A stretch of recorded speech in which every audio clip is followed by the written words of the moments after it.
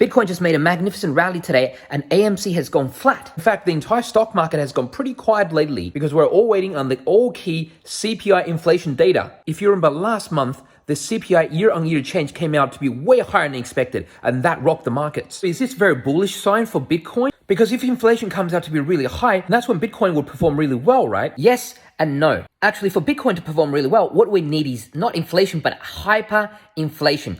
In a hyperinflation, When the whole financial system's collapsing, then people will probably turn to Bitcoin as digital gold. Similarly, people will turn to gold because in that scenario, you may not want to hold onto the US dollar. And the financial genius from The Big Short, Michael Berry, has been betting that will happen as he just made a big bet shorting the United States Treasury 10-year notes. However, if we only get relatively high inflation, but not hyperinflation, all that means is that the Fed will start tapering or reducing liquidity in the market. And that's major bad news for Bitcoin. Hey, think about it. Where do you get your money to be buying Bitcoin, Ethereum, VET, Chainlink, and Doge? A lot of that came from stimulus checks, am I right? Everyone's waiting with bated breath on how Bitcoin is going to perform. There are many other legitimate crypto coins that are performing very well. Two coins that I've invested in, LSS, has just doubled whilst Bitcoin was crashing. Or IOI, the world's first real-time trading game. It's listing tomorrow on KuCoins, which means the price is gonna pump. And on KuCoins, they're doing burning drops of up to 250,000 IOI tokens right now. So you get your IOI tokens just for a stake in Ethereum, KCS, or Tether,